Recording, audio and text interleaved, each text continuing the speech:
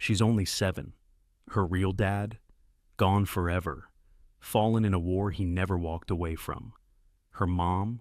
Lying in a hospital bed, barely breathing. And the man she was forced to call Dad.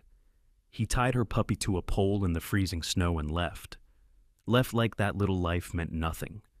Now, she's alone. She's scared. And all she had was that puppy. But she didn't run. She didn't break. She chose to fight. If you believe in kindness, in love, in the strength of one small heart, watch her story. Support her fight. Let her know she's not alone anymore. Comment her name, Nora, to show the world she matters. Every name written is a hand reaching out to hold hers. In Willow Ridge, winter came early and stayed long. The snow didn't fall like flakes. It fell like silence. Streets narrowed, chimneys smoked, and the world seemed to hush itself under layers of white. People in this Vermont town walked slower in winter, bundled in thick coats and knitted hats, speaking in warm whispers as if not to disturb the snow. Nora Jensen had turned 7 2 months ago. She was a small, quiet child with large gray-blue eyes and a habit of folding her hands when nervous. Her dark brown hair curled just slightly at the ends, and she wore the same purple jacket every day, even when she was indoors. She rarely laughed, not because she had forgotten how, but because the house had grown quieter since her 4th birthday. That was the year her father died. Ethan Jensen had been a Marine, tall, broad, soft-spoken, a man who smelled of pine and coffee and kissed his daughter's forehead every night without fail. He was deployed for his final mission just days after Nora turned 4. He sent a postcard from Kuwait. Then, a week later, there was a knock on the door, and a flag, and silence. Nora didn't remember the funeral, but she remembered the hush that came after, the way her mother stopped singing, the way people looked at her as if she were breakable. Emily Jensen, Nora's mother, was a florist by trade and a mother by everything else. 36 years old with auburn hair and tired green eyes, she was kind, thoughtful, and protective. She kept things neat, bills paid, Nora's mittens sewn tight. But she was slower now, weighed down by headaches she didn't talk about, and fears she didn't name. She didn't date, not for years, not until Greg Holloway. Greg had served with Ethan. He was in his early 40s, tall and lean, with weather-worn skin and steel-gray eyes. When he came to Willow Ridge after Ethan's funeral, he spoke softly, respectfully, offering to help around the house. He fixed the porch steps, shoveled the walkway, told stories about Ethan that made Emily laugh through her tears. He was gentle, thoughtful, patient, at least at first. 3 months before Nora's 7th birthday, he moved in. Now, it had been a year. To the neighbors, Greg was dependable, a war buddy keeping a promise. He held Emily's hand in church, smiled at the baker, shook hands at the grocery store. When Emily was around, he treated Nora like spun glass, always gentle, always smiling, always calling her kiddo. But when her mother left the room, Greg's face changed. His words shortened. His voice hardened. Sometimes he muttered under his breath, calling her clingy or ungrateful. Once, when she accidentally spilled orange juice on the kitchen floor, he grabbed her arm, not hard enough to bruise, but just enough to scare. Nora never told her mother. She knew Emily loved him, and Emily already had too much to worry about. Headaches that made her press a hand to her temples, dizzy spells she called just fatigue. Nora learned to live quietly, to stay out of Greg's way, to spend more time outside, near the big pine tree in the backyard. That tree had been her and her father's special place. They used to sit beneath it, folding little paper stars from scraps of mail and stringing them along the branches. "If I'm ever far away," Ethan once told her, "hang a star and I'll find my way back to it." She hadn't added any new ones since the day he died, but she still stood under the tree sometimes and whispered. One early December morning, after the first heavy snow, the town of Willow Ridge prepared for the holidays. Window displays of fake snowflakes, canned carols playing through shop speakers. Emily was in bed, a headache keeping her from work. Greg had left early, saying something about the hardware store. Nora was reading on the porch steps when she saw a figure approaching through the snow. Lucas Rivera was a stranger to most of Willow Ridge, but not to Nora. She remembered him faintly from her father's funeral. A wiry man in his late 30s with a short beard, brown skin, and a limp in his left leg. His eyes were kind, worn down by things he didn't talk about. He carried a large cardboard box, wrapped in brown paper and tied with twine, with small holes punched in the sides. Steam rose faintly from it in the cold air. Emily greeted him with surprise, hugging him tightly. "You came all this way?" she whispered. "Had to," Lucas said. "I made a promise." They stepped inside. Nora hovered near the wall, unsure. Lucas turned to her, kneeling to her height. "I've got something for you," he said, and opened the box.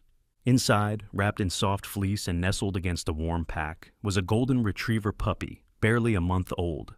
Its fur was pale gold, its eyes not fully focused, its small tail wagging sleepily. It gave a tiny yawn, then blinked up at Nora, as if it had always belonged to her. Nora's breath caught. Lucas smiled. "Your dad made me promise. If anything happened, I was to find the sunniest little pup I could and bring it to you.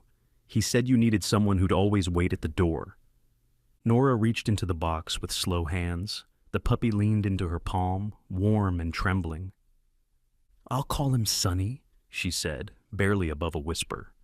Greg returned just as Lucas was sipping tea in the kitchen. His eyes flicked to the puppy, then to Nora, then to Emily. "A dog?" he said flatly. Emily smiled, tired but bright. "It's from Ethan." Greg said nothing, just nodded once. But later, when Emily wasn't looking, Nora saw him staring. Not at her. At Sonny. His jaw was tight, his eyes colder than the snow outside. That night, Nora laid curled beside Sonny's little bed, her hand resting on his soft side. Emily sat nearby, pressing a cool cloth to her forehead. Outside, the pine tree swayed in the wind. A single faded star still hung from its lowest branch. Nora looked toward the window. "Daddy," she whispered, "I remembered." And with Sonny snuggled at her side, she fell into the deepest sleep she'd had in 3 winters. The snow deepened in Willow Ridge. It coated the rooftops like icing and clung to bare branches like memory. The cold turned harsh overnight, and the wind howled through the narrow alleys between houses, rattling shutters and whispering things best left unsaid. Christmas lights blinked dully behind frost-covered windows, but inside the Jensen home, no warmth remained. It happened on a Monday morning. Emily had bundled up early to run to the market, scarf wound tightly around her pale face, cheeks flushed from the wind. Nora had kissed her goodbye at the door, Sonny tucked under one arm like a bundle of light. It had snowed heavily the night before, and the roads were slick. Emily's headaches had been worse the past few days, her steps slower, her voice softer. She had brushed it off with a strained smile. Greg was in the kitchen, pretending not to notice her sway. She never made it to the store. Half an hour later, sirens echoed down Main Street. A car had skidded on the black ice near the library turn, crashed into a concrete lamppost. The windshield shattered, the front bumper folded like paper. A bag of groceries had burst open on the snow. Apples, a loaf of bread, a jar of strawberry jam. Emily was unconscious when they pulled her from the wreck. At the hospital, a nurse called it what it was: a brain hemorrhage, possibly triggered by a pre-existing condition. She slipped into a coma within hours. The doctors said they couldn't predict how long it would last. That night, the house changed. Greg returned from the hospital with snow still clinging to his boots. He didn't speak. He hung his coat slowly, as if every movement required effort. Nora stood in the hallway with Sonny in her arms, her small eyes wide and blinking, waiting for something. Comfort, a hug, a promise, anything. "You need to stop crying," Greg said. "She's not dead." Then he walked past her into the living room and turned on the television. The man who once smiled when Emily looked was gone. What remained was sharpness, edges, mutters, and slamming doors. Greg's patience wore thinner by the hour. He stopped pretending. When Nora asked to visit the hospital, he said it was too far, too dangerous, too cold. When she offered to help make dinner, he waved her off with a grunt. Sonny, once allowed to nap by the fireplace, was now banished to the old shed behind the house. "No dogs in the house," Greg barked. "It's a mutt, not a baby." Nora didn't argue. She wrapped Sonny in a blanket and snuck him scraps of food at night. She whispered to him in the dark, told him about her dreams in the old pine tree, about the snowflakes she used to catch with her tongue before everything turned quiet. A week passed. One afternoon, searching for paper to draw on, Nora climbed into the attic. a small, cramped space above the kitchen filled with dusty boxes and forgotten shelves. The air smelled like old books and cedar. As she shuffled through a box labeled Xmas, her hand brushed something wrapped in a faded navy cloth. It was a wooden box, small and heavy, with a rusted latch. Inside were letters, dozens of them, folded carefully, tied with green string. Each one was marked 2M, in a handwriting she knew well, her father's. They were from Afghanistan, dated across 2 years. She flipped through them slowly, fingers trembling, afraid to breathe. One envelope sat at the bottom, sealed. On the back, her name, for Nora, when she's ready. She didn't open it. Not yet. She tucked it back beneath the others like a prayer waiting for the right moment. Meanwhile, across the snowy fence, someone was watching. Marley Granger, age 29, lived alone in the blue-shuttered cottage next door. A local journalist who worked for the Willow Ridge Gazette, Marley was tall, narrow-faced, with warm hazel eyes, and a perpetual air of thoughtful observation. She wore oversized sweaters, drank tea by the gallon, and had a habit of scribbling in her notebook at odd hours. She had grown up in a louder part of the state, but moved to Willow Ridge after a messy breakup and her younger sister's death in a car crash. It made her quiet, cautious, but fiercely empathetic. She noticed things, especially children. That week she began noticing Nora. It started with the silence. The porch swing stopped moving. No more laughter. No snow angels in the yard. She saw Nora out back one night, kneeling near the shed, trying to drag a blanket through the snow. A flash of golden fur. A soft bark. The girl was crying, but made no sound. Marley stood behind her curtain, hand frozen on her teacup. The next day she tried to greet Greg as he shoveled the walk, but he gave only a curt nod and returned inside. When she called out to Nora from the fence, the girl waved. Barely. Her eyes darted toward the window. Then she disappeared. Marley's gut tightened. Something wasn't right. She began writing things down. Times, dates, weather, details. A journalist by trade, but a woman of instinct. She decided to keep watch. Back inside the yellow house, Nora sat beside Sunny in the laundry room, her new hiding place. She traced her fingers along the edge of the sealed letter, still unread. She wanted to open it, but something inside her whispered, not yet. That night, Greg slammed a cupboard and cursed when the power flickered. Snow fell harder. The wind pushed against the windows like it wanted in. And somewhere in the darkness, the paper stars on the pine tree swayed gently, as if remembering a father who once promised, "If you hang a star, I'll find my way home." The snow had turned to ice by morning. A thin sleet hissed against the windows of the Jensen house, falling slantwise in sheets that blurred the sky and smudged the world into a mess of gray. The cold was sharper now, meaner. It bit into the wood of the porch and groaned in the old hinges of the back shed, where Sunny had been confined for 4 nights straight. Nora hadn't spoken aloud since her mother's accident. Not to Greg. Not at school, where she now rarely went. She stayed inside most days, curled beside the laundry vent with Sunny during the hours Greg was out. But today, he hadn't left. And worse, his temper was waiting for something to burn. Greg Holloway had been pacing since breakfast, shoulders stiff beneath his flannel shirt. He hadn't shaved in days, and his pale eyes were ringed with a dull red tiredness. His patience, already thin, snapped completely when he found paw prints on the living room rug. "I told you," he growled, his voice low, dangerous. "No dogs inside." Nora flinched but didn't move. Sunny, as if sensing the storm, slinked behind her legs. "I said, outside." Greg grabbed the puppy by the scruff, ignoring Nora's protests, and stormed out into the sleet. Nora ran after him, coat half-zipped, boots untied, her breath puffing out in frantic clouds. They passed through the back gate and into the empty street. Greg marched straight to the park, silent, frozen. It swings stiff with frost, and stopped at a maple tree near the edge of the woods. He pulled a worn rope from his jacket pocket, looped it roughly around Sunny's neck, and tied it to the tree's trunk. "There!" he muttered. "Let him freeze with the rest of your lies." Nora screamed. It wasn't loud. It was a small broken sound, like glass cracking beneath pressure. Her fingers reached for Sunny, but Greg turned and pointed a finger at her, face twisted. "You say a word to anyone, and I'll send him to the pound. You think anyone's going to take in a mutt like that in this weather?" Then he walked away, back through the snowstorm without looking back. Sonny whimpered against the tree. He was shaking, ears flat, eyes wide with confusion.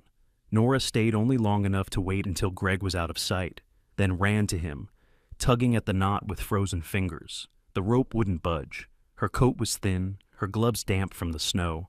She wrapped herself around the puppy, trying to warm him with her own small body. But the cold was too much. Her vision blurred. Her breath came shorter, and finally, her arms slackened around Sonny as her head drooped onto the frozen ground. Across the street, inside the blue-shuttered cottage, Marley Granger was washing dishes when she noticed something out of place, a shape by the tree in the park. She squinted through the window, heart quickening. She threw on her long beige trench coat, still half-buttoned, and ran across the icy road, boots crunching against the frozen path. Her breath caught when she reached the tree. Nora lay curled on the ground, arms wrapped around the small, trembling body of a golden retriever. Both were half covered in sleet, barely moving. "Hey, hey!" Marley dropped to her knees, her voice shaking. "Nora, sweetheart, can you hear me?" She pulled her scarf off and wrapped it around the girl. Sonny gave a weak bark. Marley picked up Nora, who was frighteningly light, and tucked the puppy into her coat. She hurried back toward her house, slipping once on the ice, but refusing to fall. Inside, the warmth hit like sunlight. Marley placed Nora on the couch and grabbed blankets from the linen closet. Sonny, nestled in a towel, was placed on a heating pad by the fire. She called her old neighbor, Mrs. Dell, a retired nurse who lived 2 blocks over. A heavy-set woman with sharp eyes and steady hands, always in wool cardigans and knitted caps, who had once helped deliver a baby in a snowstorm. She came immediately, no questions asked. "She's hypothermic," Mrs. Dell muttered, pressing a hand to Nora's forehead. "But she'll come around. You did good, Marley." Marley didn't respond. She was staring at Nora's hands, still slightly curled, as if she were protecting something invisible. Later, once Nora was resting under 3 layers of blankets, Marley sat at her small writing desk by the window and stared at the park across the way. On the wall beside her desk hung a photo, black and white, slightly faded, of a young woman in army fatigues, grinning in the desert sun. Her name was Sarah Granger, Marley's older sister, a field nurse in Afghanistan. She had saved 27 lives before losing her own in a roadside explosion. She was supposed to come home that Christmas. Marley never stopped feeling like Sarah's voice had gone unfinished. That's what she saw in Nora now, a small voice, buried and quiet, waiting for someone to listen. She pulled out a notebook, a soft, leather-bound thing with lined pages and a ribbon marker. The first page was blank. She began writing. December 12th, girl found near the maple tree, severe cold, puppy nearly dead. Witness no adult with her. Claims not made yet. Possible abuse or neglect. Need to investigate further. She paused, tapping her pen. Greg Holloway, former Marine. Lived with Emily Jensen for 1 year. Temper issues. Look into history. Emily Jensen, hospitalized. Coma, no father present. Only guardian. Holloway. Sonny whined from his blanket. Marley rose to stroke his fur gently. He was small. Too small for a winter like this. His nose was dry, his paws pink from exposure. She crouched beside him. "Don't worry," she whispered. "I'll keep her safe." When Nora woke hours later, Marley was beside her with a warm mug of cocoa and no questions. Not yet. Just silence. Safe silence. The kind that let a child's eyes blink without fear. That night, snow continued to fall on Willow Ridge. The maple tree stood silent and slick with ice, unaware of the scene it had just held. And in Marley's small living room, a girl and her dog slept side by side beneath a quilt stitched with pine needles, stars, and a sky neither of them could yet name. 2 days after the night by the maple tree, the snow began to melt at the edges. Not much. Just enough for footprints to smear at the park's edge. Just enough for the icicles on porch eaves to drip like slow clocks. But it was a change, and in Willow Ridge, even a shift in wind could mean something was about to break open. Nora hadn't returned home since that night. She stayed at Marley Granger's house on the quiet authority of Mrs. Dell, the retired nurse who now stood firm in the town as something of an unofficial guardian for lost causes. Mrs. Dell, with her weathered cheeks and steel-gray curls, had spoken plainly to Greg Holloway when he came pounding on Marley's door 2 mornings ago. "She's not well," she'd said, hands on her broad hips. You'll get her back when she's warm, fed, and strong enough to speak without shaking. Greg had scoffed. That kid's a liar, he snapped. She probably ran off and tied the mutt to that tree herself. Craves attention. Always has.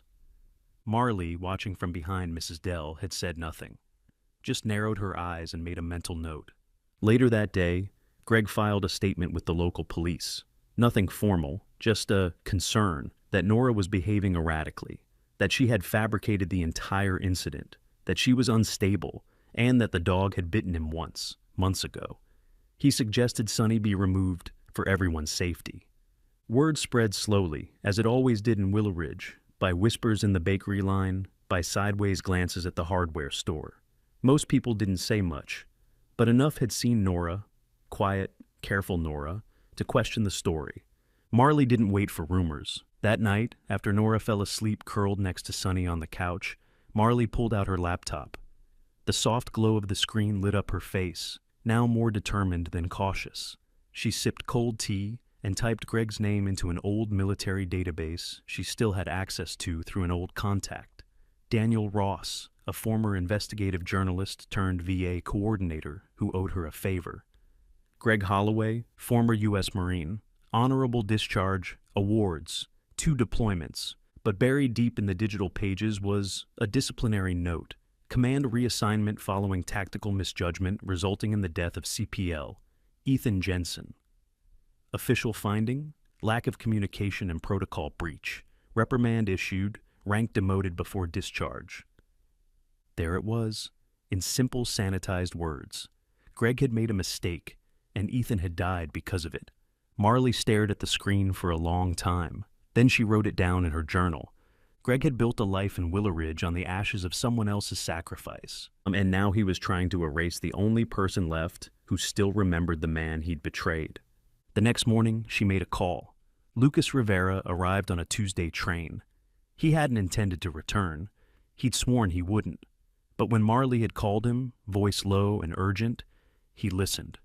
Lucas wore the same brown leather jacket as before, though it was older now, more cracked at the seams. He carried a small duffel and walked with a slight limp, the consequence of shrapnel and time. His eyes, once soft with grief, now held a harder edge. They met at Sammy's Diner, the only place in Willow Ridge that still served hot food past 6 p.m. Sammy herself, a broad-shouldered woman in her 60s with a loud laugh and thick black hair pulled into a bun, greeted them both with familiarity and mild curiosity. She brought coffee, didn't ask questions. Marley slid the printout of the military reprimand across the table. Lucas didn't flinch. "I knew it," he muttered. "Why didn't you say anything before?" Marley asked. Lucas rubbed his temple. "Because I was warned not to.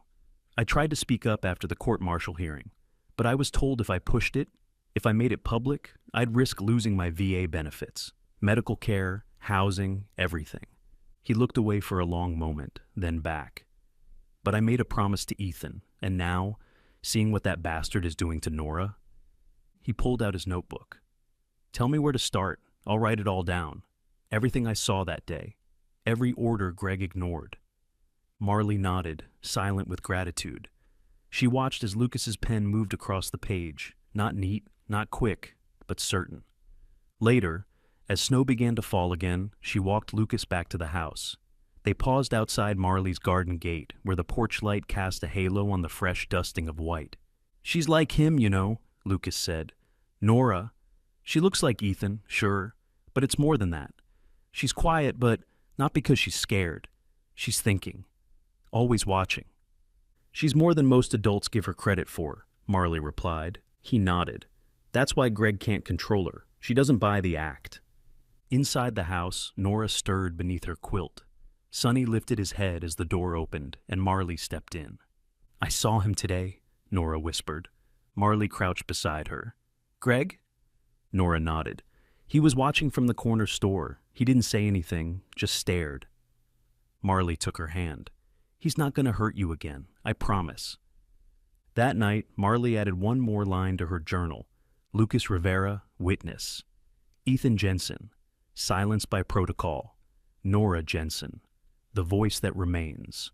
Outside, snow gathered on the fence line, And in a quiet house where two small lives slept side by side, a woman who had once lost her sister finally felt like she was helping someone stay alive. The snow had turned to slush in Willow Ridge. It soaked the earth with a quiet persistence, heavy and gray, a tired kind of cold. Puddles formed in potholes, the edges of the sidewalk softened, and the wind no longer carried bite, but suspicion, the kind that drifted in behind closed doors and whispered in the corners of warm kitchens. Inside Marley Granger's home, Nora Jensen sat at the kitchen table with a steaming cup of cocoa between her hands. Her sleeves were pulled down over her palms, her shoulders hunched forward like she was trying to fold herself smaller. But her eyes, those steady gray-blue eyes, stared straight ahead, watchful. It had been a week since Lucas Rivera returned and gave his statement. A week since Greg's version of events began to unravel. The town was still quiet, but not comfortably so. Neighbors glanced a little longer. Conversation stuttered. The story was unfolding, and Willow Ridge didn't quite know what to do with the truth. That morning, while Marley had gone to meet her editor at the regional office, Nora stayed behind with Mrs. Dell, the retired nurse with a sharp mind and soft hands. Dell had a way of moving through a house as if it were hers, tidying here, heating soup there. She hummed hymns under her breath and wore her late husband's cardigan, with mismatched buttons sewn on by her granddaughter. While Dell reheated lunch, Nora wandered into the hallway and looked up at the ceiling. The attic hatch sat slightly ajar. Odd, because Marley was meticulous. Nora dragged a chair beneath it and climbed carefully. The ladder groaned but held. The attic was dim, lined with old Christmas decorations, stacks of newspapers, and a single cedar trunk pushed beneath the eaves.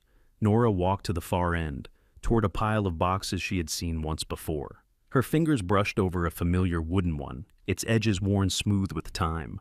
She opened it slowly. There were the letters again, her father's letters to her mother, all tied with green string. She had read the names, the dates, the steady scrawl of a man trying to bridge continents with ink. But this time, she reached for the envelope at the bottom, the one marked in careful print, for Nora, when she's ready. Her hands shook slightly as she opened it. Inside was a single page, folded 3 times. The paper smelled faintly of sand and old tobacco. The writing was neat, but rushed.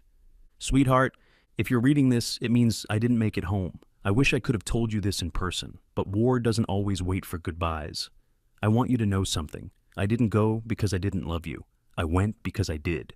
If I'm not there to keep you safe, I need you to find someone who can. Someone kind. Someone who protects, not controls. Trust your heart, Nora. It's a better judge than most grown-ups. And remember, some wolves wear sheep's clothing. Love you forever, Daddy." Nora read the letter twice. Then she folded it, placed it inside her coat pocket, and climbed down the ladder. She didn't cry. Instead, she asked Mrs. Dell for a pen. That afternoon, Marley returned home and found a drawing on her desk. A single star with a note beneath it in Nora's handwriting. "I think I'm ready now." But danger was already approaching. That night, when the sun slipped beneath the icy clouds, Greg Holloway parked 2 blocks away from Marley's house and walked the rest of the way on foot. He wore a dark hoodie, gloves, and a baseball cap pulled low. The town had grown suspicious of him, but suspicion wasn't enough. He needed control again. Marley had installed a camera outside her front door 2 days ago. It was small, tucked beneath the porch light. Greg didn't notice it. He circled the house, found the back door. It wasn't locked. Inside, the house was quiet. Nora was asleep on the sofa, Sunny curled against her feet. Marley was in her office, editing the final draft of an article titled, "The Survivor Who Lied When Heroism Hides Harm." Greg moved through the kitchen silently, checking drawers, cabinets, the hallway. He took down a photo from the fridge, one of Nora and her mother beside the pine tree, and crumpled it into his coat pocket. But as he stepped into the hallway, a low growl stopped him. Sunny stood there, eyes locked on Greg, body low and tense. Greg froze. His hand twitched toward his belt, but a voice rang out from the hallway above. "Greg?" Marley stood on the stairs, holding her phone, recording. "What are you doing in my house?" Greg didn't answer. He turned, moved fast toward the door, but the damage was done. The footage from the porch camera, the audio from her phone, the scratches Sunny left on his sleeve as he brushed past, the evidence was enough. The next morning, a social worker named Karen Whitmore arrived. She was in her early 50s, with short silver hair, a pressed navy coat, and the composed manner of someone who had seen too much and pretended not to. She sat across from Nora at Marley's kitchen table, hands folded, voice gentle. "Nora, I know this is a lot, but we need to know what happened. Your voice matters now. You won't be punished. You're safe here." Nora looked at her, then at Marley, then at Sonny, and for the first time in public, she spoke. "My dad once told me," she said softly, "that some wolves wear sheep's clothing. I didn't understand what that meant until now." She reached into her coat and slid the letter onto the table. Karen read it slowly, her brow tightening. "We'll take it from here," she said. That evening, as the sun dipped behind the rooftops of Willow Ridge, Marley hit submit on her article. The headline read, "The true survivor is the one who speaks." The byline was hers, but the voice behind every word belonged to a little girl who had found her courage in the attic, folded in a letter from a father who never came home, but never truly left. The wind in Willow Ridge had a way of shifting without warning. It was subtle, a turn of chill against the neck, the hush of pine branches outside the hospital window. On the third Wednesday of January, the air smelled different, like thawing earth and old truths rising with it. Inside St. Agatha Regional Hospital, the monitors near room 214 beeped steadily until they didn't. Emily Jensen's eyes opened. She blinked slowly as if waking from underwater. The ceiling was unfamiliar. Bright panels, a humming light, soft walls. Her throat was dry, her limbs heavy. And then a name formed in her chest before her lips could shape it. Nora. Beside her bed, a nurse, a soft-spoken woman in her 40s named Tamra, with round glasses and the calm eyes of someone who had held too many hands through too many long nights, leaned in and smiled. "You're awake. Just breathe, honey. You've been asleep for a while." Emily tried to sit up. Her heart raced. Images flickered. Snow, dizziness, a blur of red and white. Her daughter's face. "Where's Nora?" "She's safe," Tamra said gently. "She's with a friend of yours, Marley Granger, and your daughter. She's been incredibly brave." Emily's breath caught. Her fingers curled around the edge of the blanket. "I need to see her." Tamra gave a soft nod. "We'll call her, but first, the doctor needs to speak with you." An hour later, once Emily had been cleared for short visits and her speech had steadied, Marley entered the room. Coat dusted with snow, eyes red but clear, a folder clutched under one arm. She didn't speak at first. She just walked to the bedside and reached for Emily's hand. "I'm sorry," Marley whispered. "I should have come to you sooner." "What happened?" Emily asked. "I remember Greg, the market, then everything went dark." Marley pulled up a chair. "You need to know everything, about Nora, about Greg, and about Ethan." It took an hour to explain. She started with the maple tree, where Nora was found holding Sonny, barely conscious in the snow. She explained the lies Greg told the police, the threats he made, the files she uncovered from his military record. She spoke of Lucas's return, the statement he gave. She handed Emily a copy of the letter Ethan had written, the one meant for Nora, found in a box beneath the attic. And she told her what Nora had said in front of the social worker. "My dad once told me that some wolves wear sheep's clothing." By the end of it, Emily's hands were shaking. She couldn't speak. She simply reached for the letter and unfolded it, tears rising before she read a word. Tamra entered with water and quietly set it down, offering Marley a glance that asked, "Should I stay?" Marley gave a small nod. Emily read slowly. Each line from Ethan struck like a chisel to ice. "If I'm not there to keep you safe, I need you to find someone who can, someone kind, someone who protects, not controls." She pressed the letter to her chest and wept. Then, finally, she asked, "Where is Greg?" Marley's voice was steady. "He came into my house, looking for Nora. We caught him on camera. With everything else we've gathered, he's being charged. Child endangerment, animal cruelty, and falsifying military records." Emily nodded, as if her spine had finally straightened beneath the weight of it all. "I believed in him. I thought if he was broken, I could help fix it." "Sometimes," Marley said, "the cracks go deeper than we can reach." That evening, Lucas Rivera visited the hospital. He was wearing a clean shirt, his boots polished, but the same leather jacket hung loose around his shoulders. He brought with him a small envelope. "She should have this," he said. It was a second letter from Ethan, meant for Emily. Lucas hadn't known if he should deliver it, until now. Emily opened it with trembling fingers. "Em, if I don't make it home, please forgive me, not for going, but for leaving you alone. You were the best part of my life. Don't shut the door to love, but promise me this. Don't give Nora to just anyone. Let someone earn it. Don't let grief make you desperate. You're stronger than the loneliness. And if the wind ever shifts, if you feel it change, know that it's me, telling you to get up and walk forward. You're not done yet. Always, Ethan." Lucas sat beside her in silence. No need to speak. The hospital machines beeped softly in the background, like the rhythm of memory returning. Meanwhile, across town, Nora stood by the pine tree in Marley's backyard. Snow had begun falling again, light and quiet. Sunny sat beside her, ears perked, tail resting still. Nora held a new star in her mittened hands, a small one made of silver paper and string. She hung it low, where the others could see. That night, she didn't flinch in her sleep. For the first time since her father left, there were no nightmares, no wolves, no cold hands pulling blankets away. She slept curled beside Sunny, the golden pup now growing fast, his warm breath a steady rhythm against her cheek. In the morning, the letter Ethan wrote to Nora was framed and placed on the bookshelf beside a photo of the three of them, Ethan, Emily, and Nora beneath the tree, the sun bright behind them. Greg Holloway was transferred out of town within days, his charges forwarded to the state.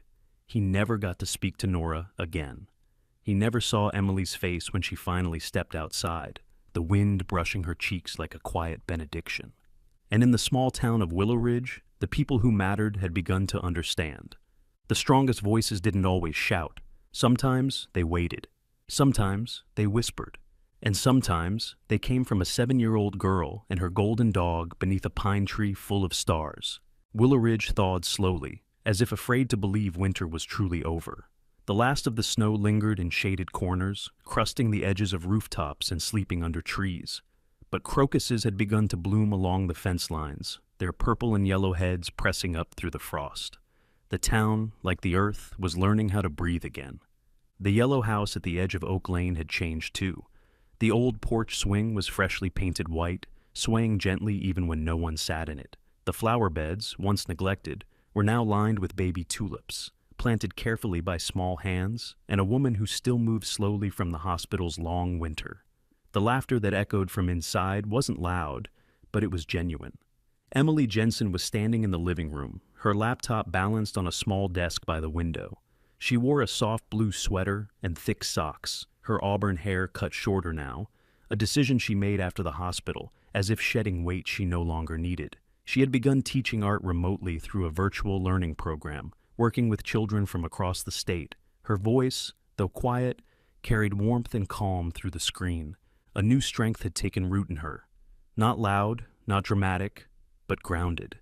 She had known heartbreak, but now she knew how to heal too. At her feet, Sonny was stretched out, chin resting on his paws, eyes half closed in contentment. He had grown considerably over the past months, his coat now a rich golden hue, almost glowing in the afternoon light. His tail thumped gently every time Nora entered the room, which was often, because she rarely left his side. Nora Jensen, now 7.5, had returned to school part-time and studied the rest from home. She wore glasses now, round and delicate, and always had a pencil tucked behind her ear.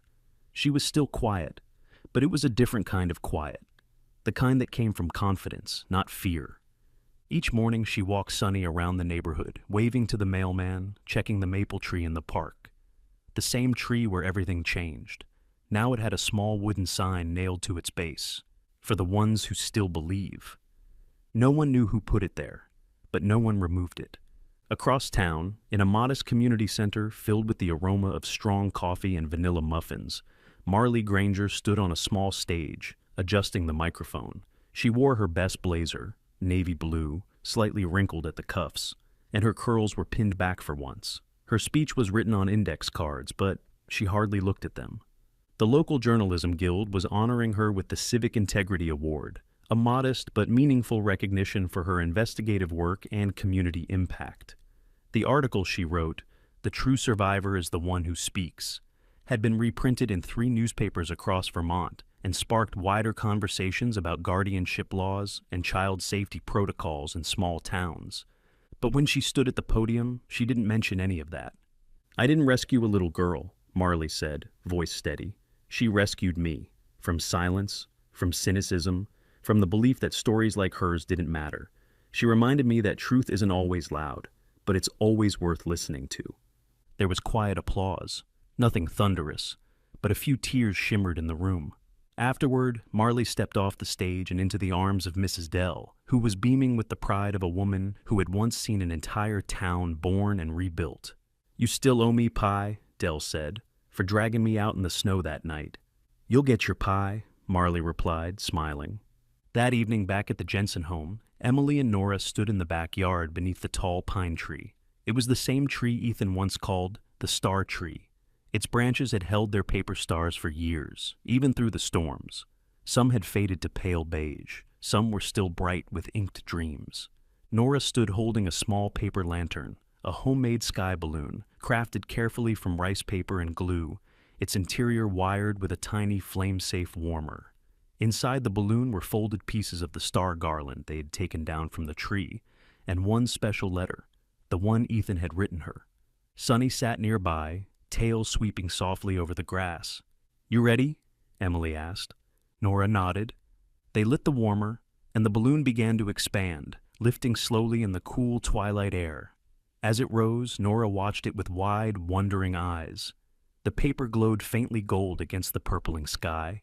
It drifted higher, carried by a soft breeze, the kind that always whispered just before spring truly arrived.